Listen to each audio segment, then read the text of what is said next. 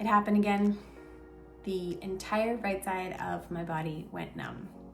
I haven't felt this way since 2014 when I experienced my very first MS attack. And I was diagnosed with multiple sclerosis or MS. So I have lived relapse-free for almost 10 years. But in 2022, I experienced my first relapse. It was exactly 2 years after giving birth to boy-girl twins and living through what people are lovingly calling the pandemic. So after a whole bunch of stress and limited sleep, I experienced my first relapse.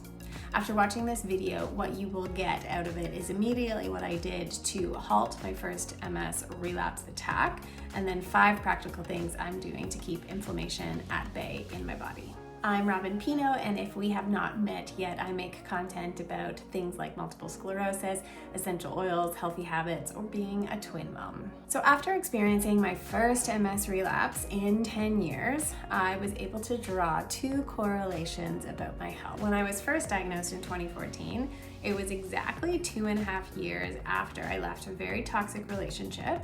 I called off a wedding to a man that the relationship was just not right for us. I had been dealing with a lot of insomnia, so lack of sleep, a high amount of stress, and exactly 2.5 years to that stressful time in my life, I developed MS, got my first diagnosis. Fast forward to 2020, I gave birth to boy-girl twins. I had and experienced quite a lot of birth trauma. Ensues a lot of sleepless nights, unfortunately, as a first-time mom, and especially a twin mom. This was during the middle of the pandemic as well, so a lot of isolation. I experienced postpartum depression and anxiety. So that little stress moment in my life unfortunately triggered my MS, and I developed my very first relapse. So at the time, I had clinically isolated syndrome, MS, and now I have developed relapse-remitting MS, technically with 1 relapse. You can then label it as relapse-remitting MS. When I was first diagnosed, I started tackling 6 different areas of my life. I optimized my nutrition, my supplementation, I reduced the toxic load on my body, I figured out how to move and exercise that was supportive for my body. I also tackled sleep management and stress management. After my first relapse, I realized how important stress management and sleep management really was. Because I wasn't getting a lot of sleep as a new mom, we needed to make sure that I was getting ample sleep. So we did end up sleep training the twins and have really worked on their sleep health. They now sleep 11 hours a night. They're almost 5 now. And so that was really key for me, was to reclaim my sleep and then work on my stress management. So when I talk to people who are newly diagnosed, I no longer give them a laundry list of 6 different things.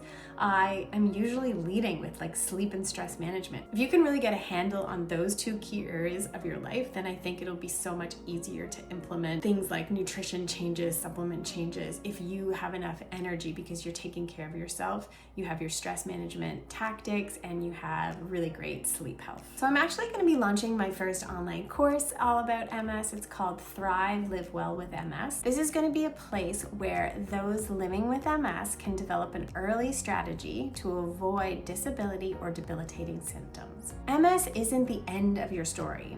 It's just the beginning of a new way of living. It's not something that's happening to you. It's simply a signal guiding you towards a new way of living. You don't have to fight with your body. You get to actually work with it. When you stop resisting and start listening, you'll find more power over your health than you ever thought possible. So if you want to be one of the first to be informed of when this new course launches, I will drop a link to a waitlist in the description of this video. All right, so what was the first thing that I did to halt my relapse? I contacted my neurologist, who I actually hadn't talked to since 2016.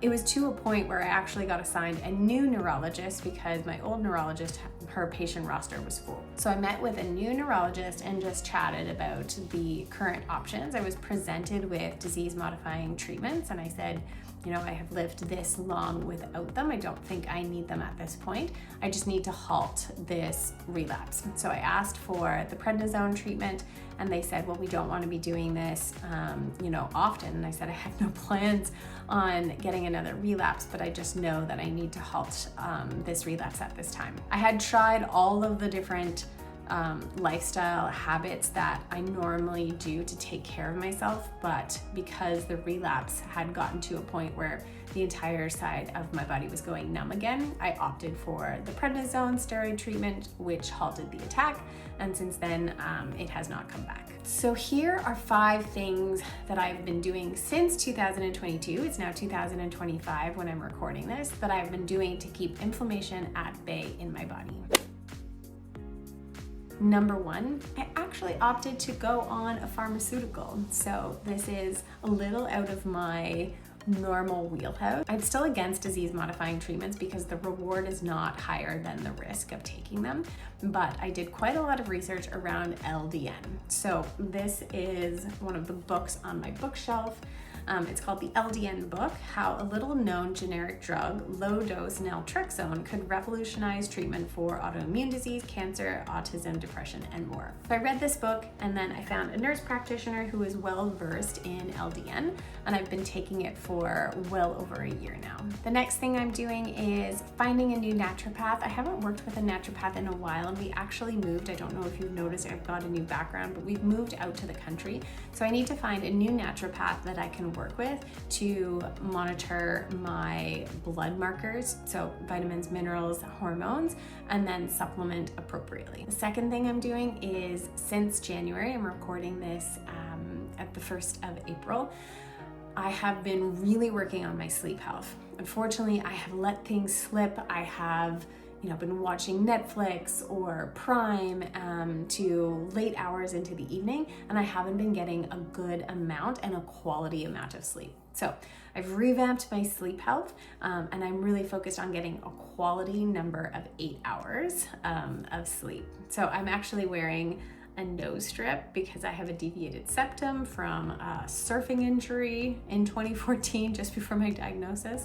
That's a story for another time. I am wearing a mouth guard because I am a grinder, and then I have recently purchased Tape Her mouth tape. It's the pink one. They have a big one and a small one. I've been wearing the mini one lately, and I used to wear an Oura ring, so I know what my sleep looks like. I wore an Oura ring, I've just recently taken it off, but I was wearing it for well over a year. So I have that data of before the mouth tape, and then I have the data of wearing the mouth tape for at least a month, and I have gotten more hours of deep sleep than before. So I think that's amazing, no longer breathing through my mouth. All right, number 3 is, are we on 3? No, we're on 4. Number 4 is I have the most delicious morning and evening routines. I will definitely break this down in another video, but I think how we start our day and how we end our day, those bookends, are so important to our overall stress management and sleep management health. And then last but not least, in terms of making sure I am relaxing my body, taking care of it. Workouts are really important to me, so my body is getting sore every single month, and I also work at a desk, so I have, really tight upper body. And so I'm getting regular massages. I'm booking them once a month. That reminds me I need to book my April one now. And I'm also getting regular facial or buccal, I don't know if I'm saying this right, buccal therapy. There is a wonderful practitioner here in the city that I live in. And what she does is she does a full facial, and then she massages not only your upper pectorals, but also your neck and your face. And then she puts on rubber gloves and actually massages. I was gonna actually do it, but I realized I can't talk and put my fingers in my mouth. She massages inside your mouth and really strips all of the tension that we hold here in our jaws.